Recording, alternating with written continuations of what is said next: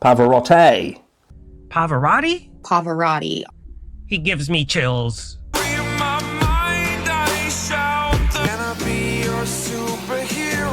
Let's listen to Pavarotti. Hello, welcome to The Revealing. I am your host, Pavarotti, and I'm here to discuss the Idaho 4 case. And I'm here to do it in a way that I have never done it before. I don't know that anybody's done it in the way that I'm going to do it in this video. So you want to stay tuned for this one, I assure you. You know, I had to really think hard last night. And one of the things that helped me make the decision that I've made is watching the media onslaught over this bogus attempt at somebody breaking in a year earlier in Pullman, and how they try to mold that story that obviously has nothing to do with Bryan Kohberger into somehow making it relevant to literally Bryan Kohberger. And I've seen them use statements like, well, he was, here's the main reasons why they don't apply. One is the height of the individual, and two is, yeah, he wasn't in the area at the time. He wasn't in the area at the time. Man, he was 2,000 miles away. He's in freaking Pennsylvania at the time. But they still go through and they try to cross-reference and they try to tie it into Bryan Kohberger. And here's the other thing that I've noticed with this recent media onslaught, along with the social media onslaught by the so-called professionals, right? You got the Bricados, the Coffendoffers, the whatever the detective is that's on there with Bricado. They're all going in a similar direction. Even Megan Kelly, they're all going in a similar direction. And the direction that they're going in is painting the picture of Bryan Kohberger in a guilty sense as it relates to his field of study. They're painting the picture using what a criminology student would study as his modus operandi. And they're trying to tie certain traits of a certain type of individual with Bryan Kohberger through his studies. And it's underhanded and it is very slick. If they were to get any student that has the same education level as Bryan Kohberger in the same subject matter, they would be able to do the exact same thing to them. There would be no doubt. So with all that being said, and them pushing that BS so strong right now, I can't back down. I'm not going to. They can try to silence me and stifle me every which way they possibly can, and maybe they will succeed, but maybe they won't. And if they don't, I can at least make a difference, because what I have done, and I'm one of the only ones out there that has actually shined a light on the truth in this case. There are a lot of people out there that are advocating for keeping an open mind, and Bryan Kohberger's not guilty, and I appreciate every one of them. But I don't know of anybody else right now that, well, there's a couple. I mean, obviously, I'm not going to go into mentioning names. Y'all know who you are. And y'all know who I think you are. But being able to speak the truth on the subject matter and really keep an open mind to the evidence in the case, I believe is imperative at this stage of the investigation. So what I'm going to do in this video, again, it's a little bit different than I've done before. By the way, this is really a continuation of my series that I've recently been doing, part 1, part 2, and part 3. Now, I'm not going to get into the confidential informant, the other informants in this video like I planned to originally. We are going to discuss the roommates, and we're going to do it in a way that we've never done it before, because I've never been this focused on this area of the investigation before. So what I'm going to do, though, because many times in the past I have dove into this, I've delved into it.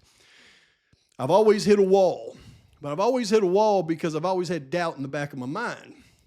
The doubt in the back of my mind is gone as it relates to this subject. I firmly believe, it's my humble opinion, that based on the video that you can no longer see of mine as it relates to the roommates, we learned that in that video, DM actually traveled to see Kaylee actually traveled to see her the day that she bought that vehicle up in Spokane. She traveled to see her, either to her house or to Spokane. We don't know where she went, but she traveled to see her, and she talked her into coming back.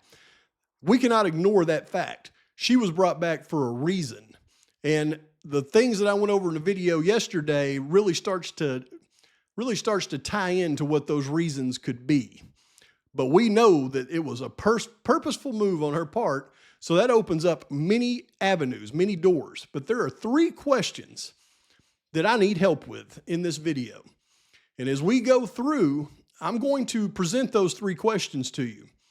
At the end of this video, I'm going to ask for your input on those 3 questions and anything else that you would like to give me your input on, because I truly need your help and where to focus this area of my investigation. I don't want to hit a wall again like I did before. With that being said, I am going to ask you to do one thing for me. For those of you out there that are familiar with my investigation in this case and the theories that I have presented and the facts that back them up, I'm going to ask you to really keep an open mind and answer these questions that I'm going to present to you with the perspective of my investigation into this case. I know it's going to be a difficult thing to do because you've all got your preset theories on the roommates, and I appreciate that. What I'm going to ask you to do is to put those aside for this video. Keep an open mind to what I'm about to show you, and then focus your attention. Pretend, if you have to, that what I've presented to you is 100% accurate, and look at these next things that we'll be discussing as it relates to the roommates based on that perspective. If you can do that, you will really help me, and I appreciate you. I appreciate you nonetheless. And by the way, this is New Year's Eve. I want to send a special thank you out there to all of my subscribers, all of my members, all the people that support me, and also all the people that don't. I hope you have an absolutely wonderful New Year's Eve, and I hope next year, 2025, is the best years of your life. I truly do hope that. But with all that being said, I'm going to show you a quick video. I want you, and by the way, I'm not going to show anybody else's videos going forward because that's one way they're going to get me. But if they want me to create my own content, that's fine. I can certainly do that now. So I'm going to show you a video giving a little bit of history on what I feel like truly took place in this case. I'm going to show you a few of the suspects that I think are involved. And if you can watch this, keep the perspective of what I'm about to show you as we go into the next part of this video with the roommates, then it will make a big difference. Let's do it.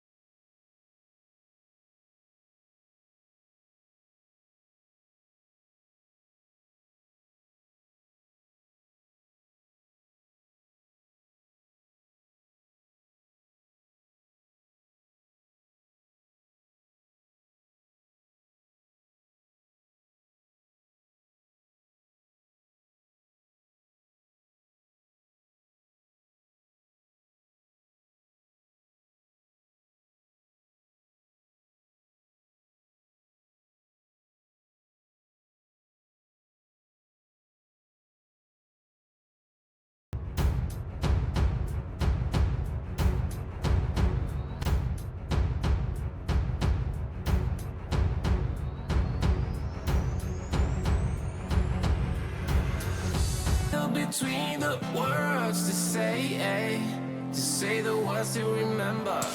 Now we're here to take control over your body and over your soul. We're gonna take back everything and lose it all. Lose it all. Lose it all.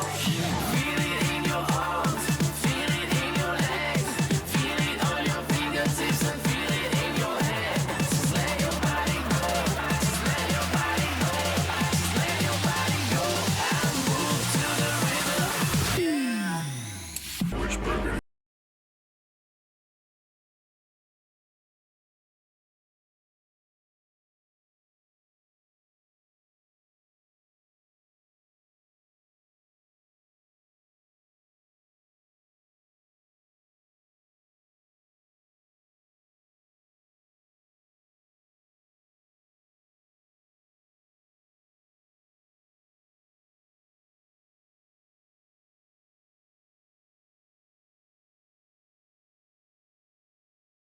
Okay, so the three questions that I am going to ask you at the end of this video is number one, was BF involved? Now, we're already assuming DM is. Number two, is the likely time of the atrocity between 4 and 4:25 a.m. as stated by law enforcement? And number three, did they leave the house after the atrocity and return before the 911 call? Keep these three questions in mind as we go through this. Now, I've taken parts of the PCA that relate to the roommates, and we're going to dissect it like we've never done before. And you can see it starts with, as part of the investigation, numerous interviews were conducted by Moscow Police Department officers, Idaho State Police detectives, and FBI agents. Two of the interviews included BF and DM. Both BF and DM were inside the King Road residence at the time of the unalivings and were roommates to the victims. BF's bedroom was located on the east side of the first floor of the King Road residence. So if we're going to take some of this as fact, then we have to know that both BF and DM were present in the King Road residence at the time of the unalivings. But we've got to look at this little part of this right here. At the time of the unalivings. Is that a backwards way of saying that they weren't there after the unalivings and before the 911 call?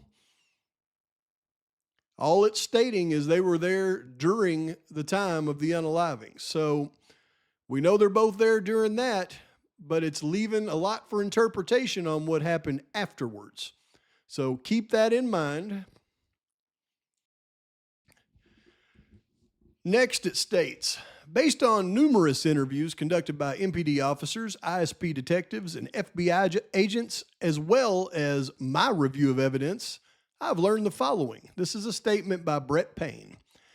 On the evening of November 12th, 2022, Chapin and Kernodle are seen by BF at the Sigma Chi House on the University of Idaho campus at 735 Nez Perce Drive from approximately 9 p.m. on November 12th to 1:45 a.m. on November 13th. BF also estimated that at approximately 1:45, Chapin and Kernodle returned to the King Road residence. BF also stated that Chapin did not live in the King Road residence but was a guest of Kernodle. Okay, so let's take a look at this statement very closely. And it says that Chapin and Kernodle are seen by BF at the Sigma Chi house from 9 p.m. all the way to 12:45. And she estimated that they returned home at 12:45 to the King Road residence. There's only a couple of ways we can ascertain what this says. I mean, she had her eyes on Kernodle and Chapin from 9 p.m. all the way to 1:45 a.m. She was either right there in their presence hanging out with them the whole time, or she was sitting back and she was watching, because she has a pretty good grasp on where they were from 9 p.m. until the time they got back to the King Road residence. Does this tell us that BF was responsible for keeping an eye on the whereabouts of Xana and Ethan? I don't know, something we can consider going forward. Then it states, DM and BF both made statements during interviews that indicated the occupants of the King Road residence were at home by 2 a.m. and asleep or at least in their rooms by approximately 4 a.m.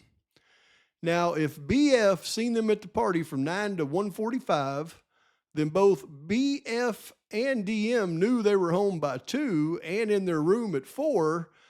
Does this indicate that they were both keeping close track of the 4 the night of the atrocity? It almost seems that they were paying too close attention to exactly what all of them were doing when they got home, when they were in their rooms, and they strangely point things to that approximately 4 a.m. time for everybody to be in their rooms. Is this truly what happened, or are they in a way trying to manipulate the times of the atrocity by stating they were in their rooms at 4 a.m.? Something to keep in mind. Then we've got DM stated she originally went to sleep in her bedroom on the southeast side of the second floor. DM stated she was awoken at approximately 4 a.m. by what she stated sounded like Gonzalez playing with her dog in one of the upstairs bedrooms, which were located on the third floor. A short time later, DM said she heard who she thought was Gonzalez say something to the effect of, "There's someone here."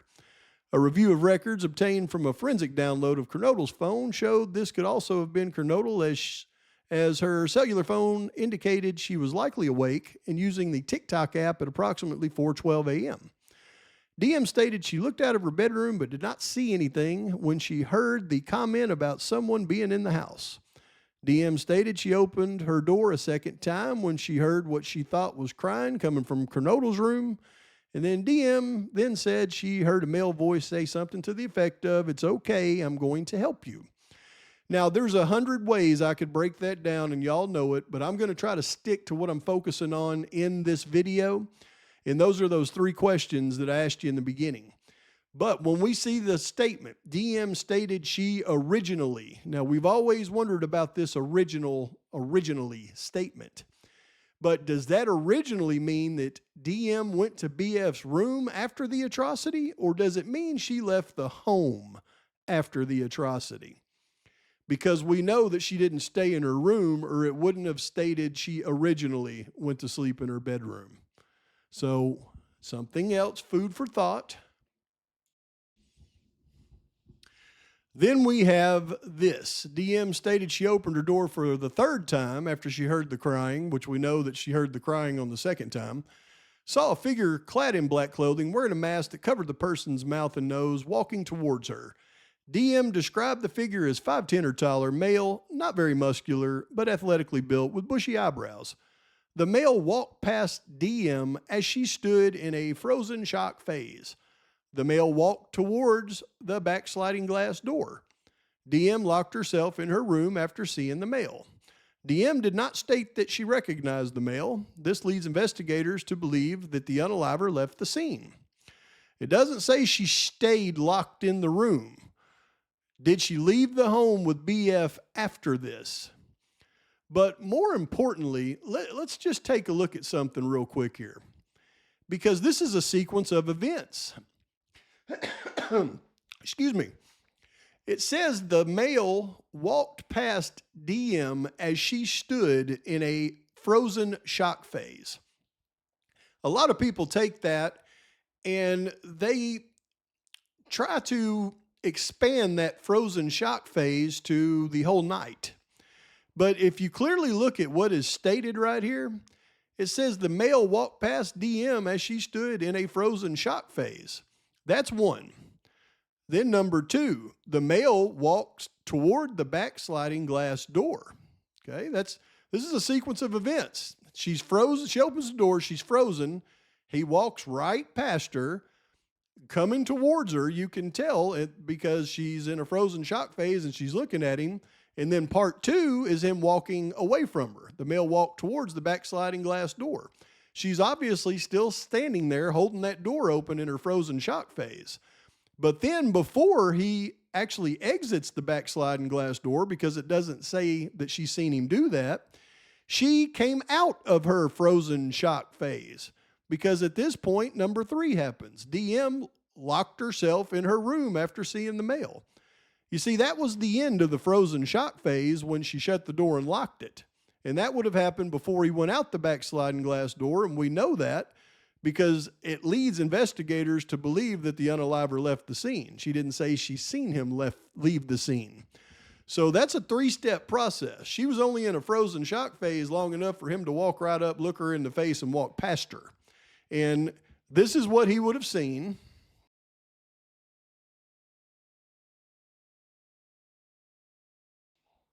Now, here's a side note, because I listened to Bricado the other evening, who is a specialist in serial unalivers and profiling people of that type. So naturally, for him to want to throw his 2 cents into this case, then BK would need to be one of those people for him to have value, because he's certainly not an expert in organized crime hits. Which, by the way, the reason they don't take a gun into a hit like that, geniuses, is because they're all likely previous felons.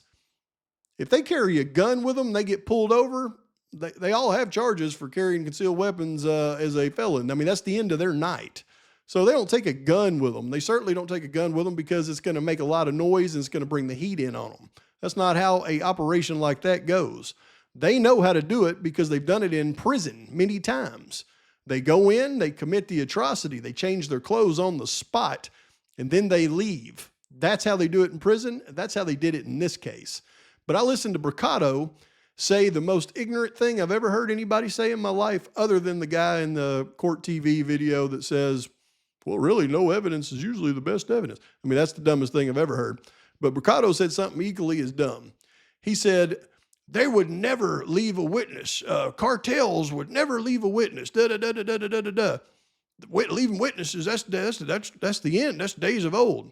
Okay, Bricado, you super sleuth as it relates to serial unalivers, can you give me an example of one notable serial unaliver that went into somebody's domicile and unalived them, and there was a witness there, and they left them alive? Can you give me one example?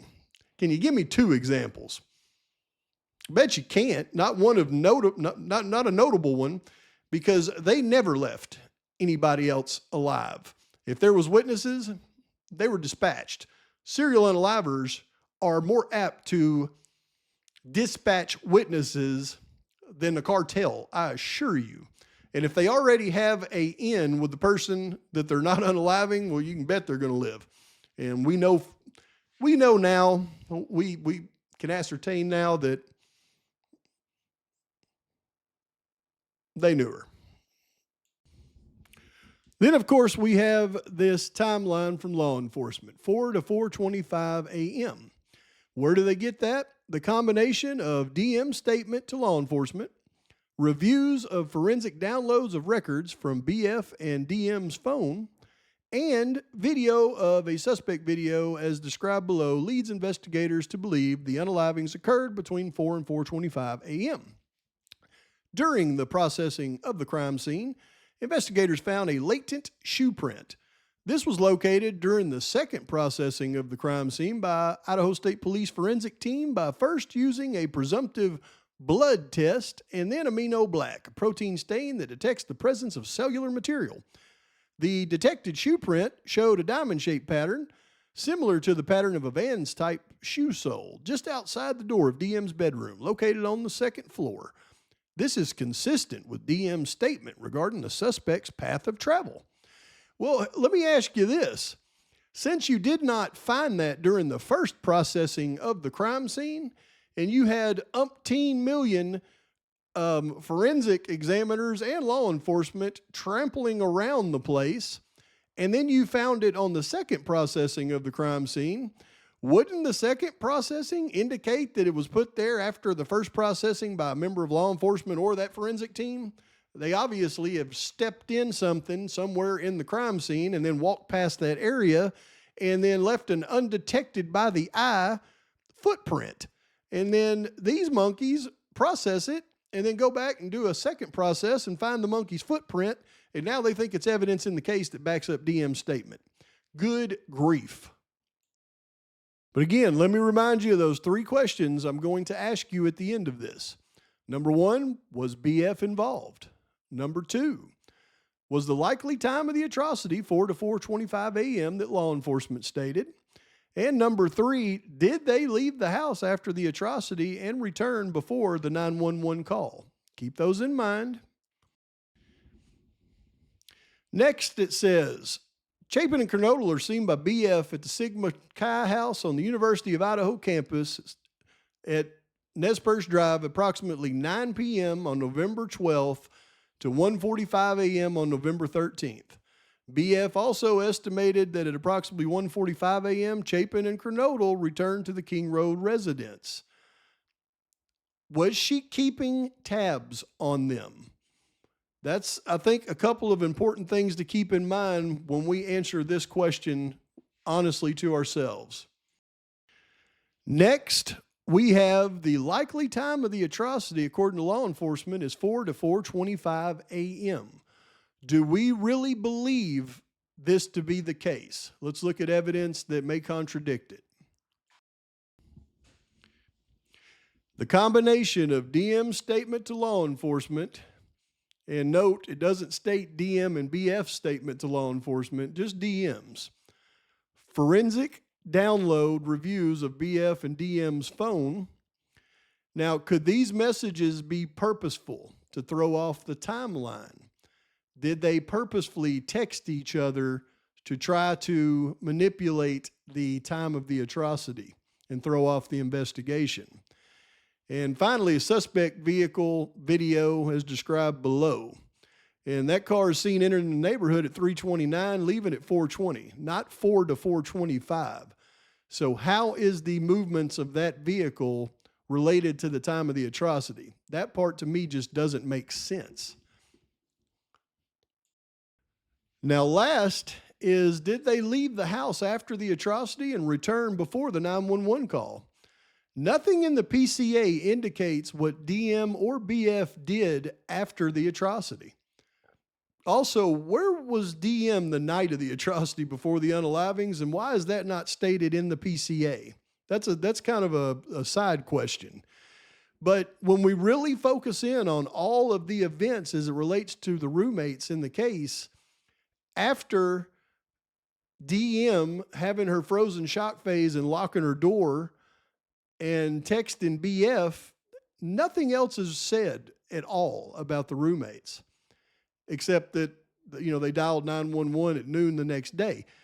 What happened between where they think the atrocity happened at 4:25 and noon the next day? It doesn't indicate anything to us, and there's nothing in there that indicates that they stayed in the house. So did they leave the house after the atrocity and then return before the 911 call? And more importantly, does law enforcement know this? So once again, these are my three questions. And if you would do me a favor, I want you to comment on anything you want to comment on in this video and give me your thoughts. This is the one that I really want your thoughts on.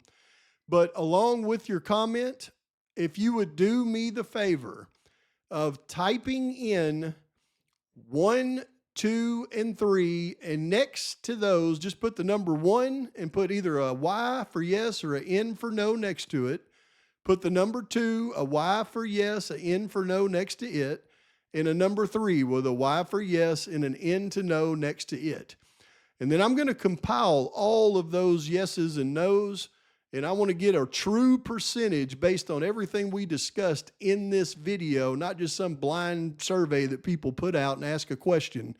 I want some real thought going into these. And if y'all would do that for me, I will go through every single comment and I will compile every one of these until I get a good, firm opinion on what you feel like happened. Because let me tell you, y'all are some of the smartest people out there, and I know you're familiar with the aspects of this case, and I know you're familiar with this aspect, and your answers will greatly determine how I proceed further in digging into this thing.